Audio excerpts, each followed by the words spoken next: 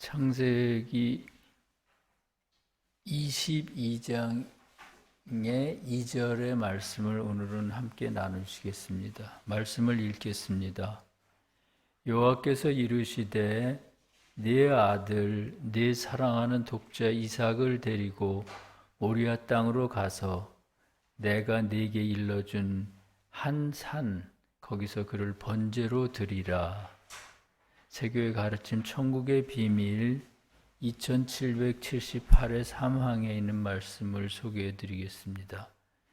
주님은 사랑의 선으로부터 멀리 떨어져 있는 사람들도 인내의 신앙 안에 있기만 하면 당신의 신적 인성으로부터 그들의 마음을 밝히실 수가 있습니다.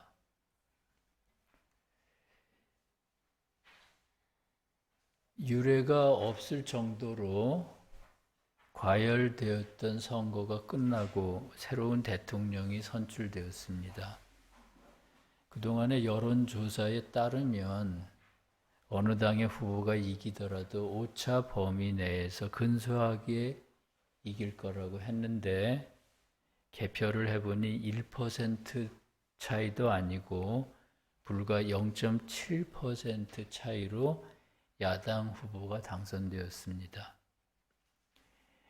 치열했던 선거의 과정들과 결과를 지켜보면서 선거는 결국 한 사회의 합리성이 시험을 받는 기회가 아닌가 하는 생각을 했습니다. 사람의 신념이나 선호 같은 것은 쉽게 바뀌지 않는 법인데 그럼에도 선거를 통해 정권이 수시로 바뀌는 것을 보면 이 사회의 합리성이 어떤 방향으로든 계속 움직이고 있다는 생각을 했습니다. 세상 사람들은 인간의 합리성을 총명함이나 분별력쯤으로 생각합니다. 그러나 영적 의미로 합리성은 하나님의 진리를 이해하는 능력입니다. 세교의 가르침에 의하면 사람의 내면에는 세 가지 마음이 있다고 합니다. 즉, 내면 가장 깊은 곳에는 속사람이라는 하나님에 속한 마음이 있고요. 가장 바깥쪽에는 겉사람이라는 세상에 속한 마음이 있습니다. 그리고 속사람과 겉사람 사이에 합리적 사람 또는 합리성이라고 하는 중간적인 마음이 있습니다. 합리성이 하는 일은 속사람으로부터 흘러들어오는 하나님의 진리를 인간의 언어로 받고 겉사람에게 가르치는 것입니다. 그러므로 합리성이 열린 사람은 주님이 진리를 가르쳐 주실 때 잘 이해할 뿐 아니라 그것을 신앙으로 삼아 매일 거듭날 수가 있습니다. 그러나 합리성이 닫히게 되면 주님께서 아무리 진리를 주시려고 해도 그것이 무슨 뜻인지 이해하지를 못합니다. 그러므로 거듭나기를 원한다면 반드시 합리성을 가져야 합니다. 어떻게 하면 합리성을 얻을 수 있을까요? 말씀에서 합리성에 대해 말하는 것은 창세기 16장과 26장에서입니다. 16장에서는 아브라함의 첫 번째 아들 이스마엘의 출생에 대해 다루고 있고요. 21장에서는 두 번째 아들 이삭의 출생에 대해 다루고 있습니다. 아브라함의 두 아들은 주님에게 있는 두 가지 합리성을 나타냅니다. 즉 하갈이 낳은 이스마엘은 주님이 영화롭게 되시는 과정에서 처음으로 획득한 인간적인 합리성을 뜻하고요. 사라가 낳은 이삭은 두 번째 합리성인 신성한 합리성을 뜻합니다. 그러면 첫 번째 합리성과 두 번째 합리성의 차이는 뭘까요? 첫 번째 합리성, 즉 하갈이 낳은 이스마엘은 지식에 대한 애정으로부터 생기는 합리성입니다. 하갈은 지식에 대한 애정을 뜻하기 때문이죠. 그러니까 신앙인들이 애정을 가지고 말씀에 대해 열심히 공부할 때 그때 첫 번째 합리성이 생긴다는 것입니다. 사람이 첫 번째 합리성에 머물러 있을 때 그때는 남보다 더 많이 알려고 하고 더 더 지적인 사람이 되려고 하는 그런 경향이 있습니다. 그것은 자아의 성향입니다. 그래서 첫 번째 합리성을 인간의 합리성이라고 부릅니다. 그런가 하면 두 번째 합리성, 즉 사라가 낳은 이삭은 진리에 대한 애정으로부터 생기는 합리성입니다. 사라는 진리에 대한 애정을 뜻하기 때문입니다. 그러니까 순수한 목적으로 진리 그 자체를 탐구할 때 인간적인 합리성이 신성한 합리성으로 변하게 되는데 그것이 바로 이삭으로 표현되는 두 번째 합리성입니다. 그렇다면 지식에 대한 애정과 진리에 대한 애정은 어떻게 다를까요?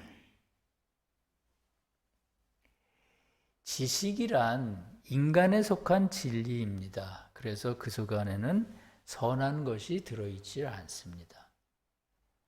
반면에 진리는 하나님에 속한 진리이고요. 그 속에 선한 것들이 들어있습니다. 그러므로 지식에 대한 애정과 진리에 대한 애정은 그 목적부터 서로 다릅니다. 지식에 대한 애정은 자아를 높이는 것이 목적이라면 진리에 대한 애정은 자아가 아니라 주님과 이웃을 위해 진리를 선용하는 것을 목적으로 합니다. 오늘날 많은 기독교인들이 교리적으로 오류에 빠져 있습니다. 그 이유는 그들이 첫 번째 합리성에서 두 번째 합리성인 신성한 합리성으로 나가지를 못하기 때문입니다. 그들이 빠져 있다는 교리의 오류란 어떤 것입니까? 그리스도를 하나님의 아들로만 알 뿐 인간의 몸을 입고 오신 하나님이라는 사실을 잘 설명하지 못한다는 것입니다. 또 그리스도가 인간의 죄를 대속하였으므로 그리스도를 믿는 것만으로 구원을 받는다고 주장하는 것입니다. 그런 모든 교리의 오류들이 그들이 첫 번째 합리성에서 벗어나지 못하기 때문에 생기는 일입니다. 그러므로 우리는 첫 번째 합리성을 발판으로 해서 두 번째 합리성으로 나가야 합니다. 그래야 복을 받습니다. 만약 그러지 않고 언제까지나 첫 번째 합리성에 머물러 있다면 차라리 합리성이 열리지 않은 것보다 못합니다. 차라리 합리성이 열리지 않는 것이 낫다는 것이죠. 왜냐하면 그런 사람들은 사후에 주님을 믿지 않았던 사람들보다 오히려 못한 처지가 되기 때문입니다.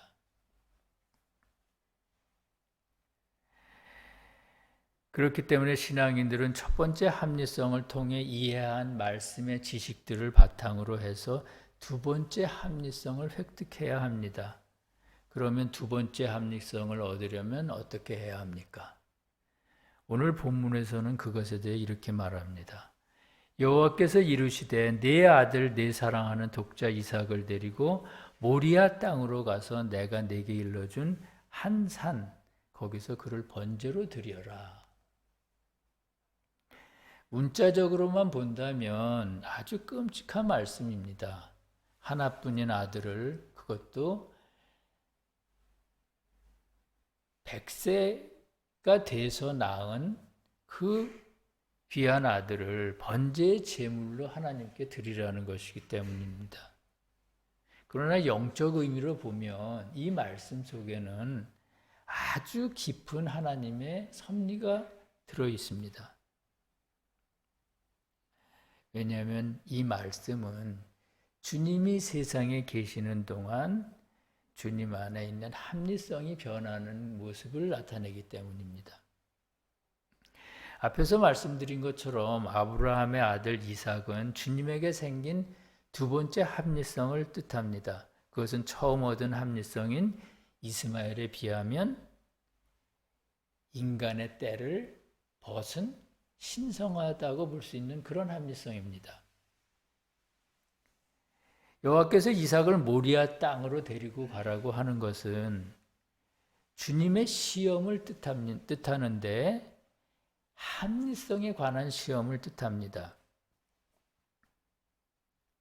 모리아 땅은 지금의 예루살렘 성전이 있는 곳이고 주님이 마지막 시험인 십자가의 시험을 당하신 곳이기 때문이죠.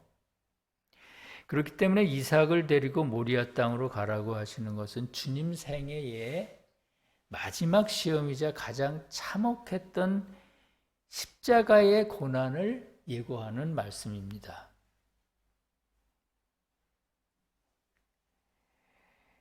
주님은 아브라함이 얻은 이삭이라는 합리성은 신성한 합리성을 뜻한다고 말씀드렸습니다. 그렇다면 왜 주님은 합리성에 관한 시험을 이미 이삭이라는 신성한 합리성을 획득하셨음에도 불구하고 왜 합리성에 관한 시험을 받아야 하실까요? 그 이유는 아직 그게 신성하다고 하지만 아직 완전하게 신성하지는 않기 때문입니다. 다시 말하면 이삭이라고 하는 주님의 합리성 안에 아직도 인간에 속한 것이 아주 티끌만큼이라도 남아있다는 것입니다. 주님은 시험을 통해 시험을 이기심으로 해서 그 합리성 안에 있는 아주 조금 남은 인간에 속한 것마저 몰아내셔야만 했습니다. 그래서 여호와께서는 주님에게 모리아 땅으로 가서, 즉 예루살렘으로 가서 시험을 당하라고 하십니다. 우리 안에 아주 작은 거라도 옳지 않은 것이 있을 때, 진리에 반하는 습관이 있을 때 주님께서는 우리에게 혹독한 시험을 허용하십니다. 왜냐하면 그 시험을 거치지 않으면, 그 시험에서 이기지 않으면 그 작은 습관이 마치 바늘도둑이 소도둑되는 것처럼 우리를 지옥으로 끌고 가기 때문입니다. 그래서 여호와께서는 아브라함에게 이삭을 데리고 모리아 땅으로 가라고 하셨습니다. 주님이 시험을 당해야 하는 이유에 대해서 정리를 해보면, 첫째는 그 시험에서 이겨야 합리성 안에 남아있는 인간적인 것들을 완전히 몰아낼 수가 있기 때문이고요. 두 번째 이유는 신성한 합리성을 통해 주님의 속사람인 여호와의 신성이 겉사람인 인성 안으로 내려와서 신성과 인성이 하나가 될 수가 있기 때문입니다. 주님이 모든 시험을 완전히 이기셨을 때 주님 안에 있는 여호와와 주님이 입으신 인간이 완전히 하나가 되실 수가 있었습니다. 그것을 연결하는 가교는 주님 안에 있는 신성한 합리성이었던 것입니다.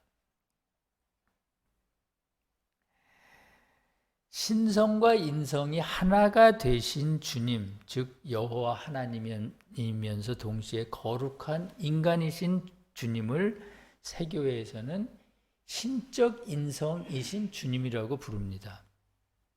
따라서 이삭을 번제로 드리라고 하시는 것은 주님이 시험 가운데서 당신의 합리성을 여호와께 완전히 드리는 것이고요.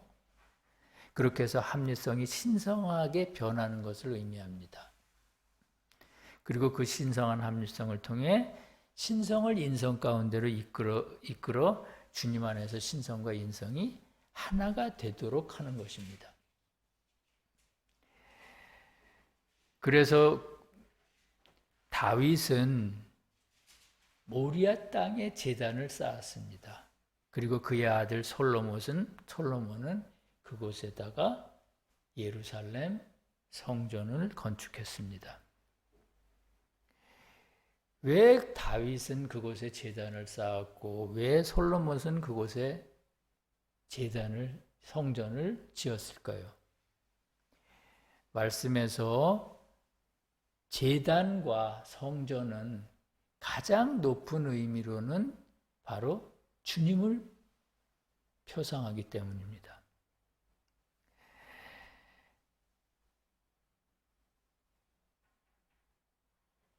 말씀을 통해서 우리는 주님께서 어떻게 마지막 시험을 준비하셨으며 그 시험을 어떻게 이기셨는지를 소상히 알 수가 있습니다. 겟세마네 동산에서 주님은 십자가의 시험을 앞두고 땀방울이 마치 핏방울처럼 변하는 때까지 그렇게 기도하셨습니다.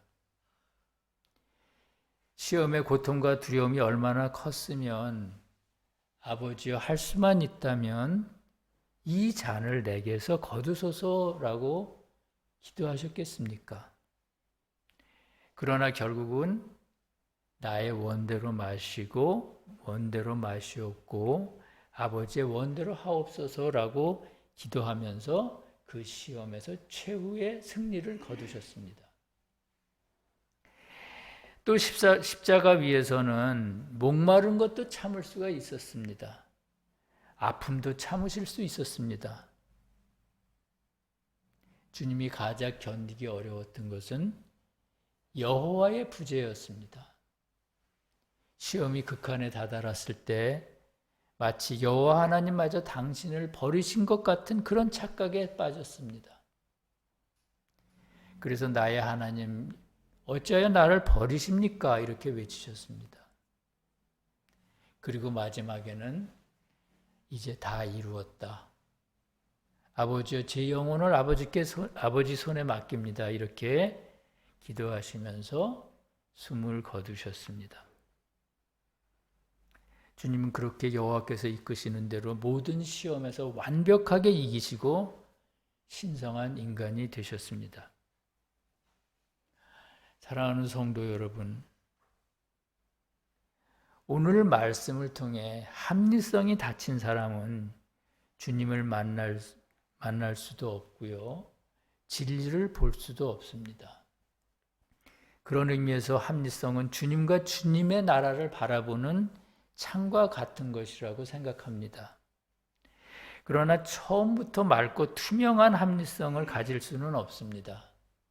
처음 합리성이 열릴 때는 인간의 때가 여기저기 많이 묻어 있어서 주님을 보려고 해도 그 합리성을 통해서는 잘 보이지가 않습니다. 그러나 합리성을 매일같이 조금씩 닦아 나갈 때 맑은 합리성이 되고 그 합리성을 통해 주님의 겉모습뿐만 아니라 주님의 생각과 의지까지를 우리가 알 수 있게 됩니다. 마치 말씀의 문자적인 진리만이 아니라 내적인 진리까지를 밝게 보는 것과 같은 그런 기적과 같은 일이 우리에게 일어나는 것이죠. 그렇다면 합리성이 밝아지기 위해서는 어떻게 해야 합니까?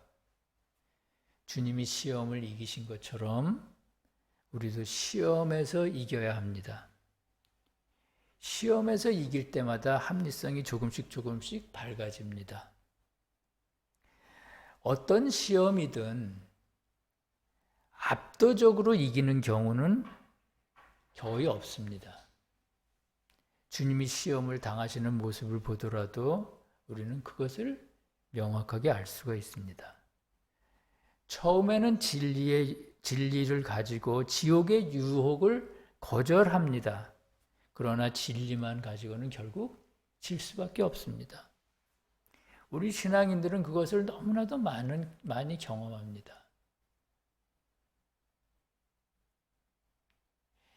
어떤 사회가 진리로 나아가는 과정에서도 우리는 그런 것들을 많이 목격합니다. 수없이 많이 무너지고 다시 일어서고 하는 것을 목격하는 것이죠.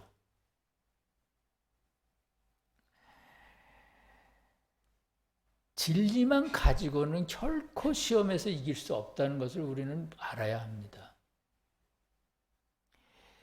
거의 질 것 같은 상황을 마지막에 뒤집는 것은 무엇입니까? 주님이 주시는 사랑입니다. 사랑의 힘으로 그 싸움을 완전히 뒤집을 수가 있습니다. 사랑이 없으면 시험에서 이길 수가 없습니다. 말씀에는 주님이 당하신 시험들에 대해 거의 기록하고 있지 않지만 마지막 이 시험에 대해서는 아주 소상하게 기록하고 있습니다. 그 이유가 뭘까요?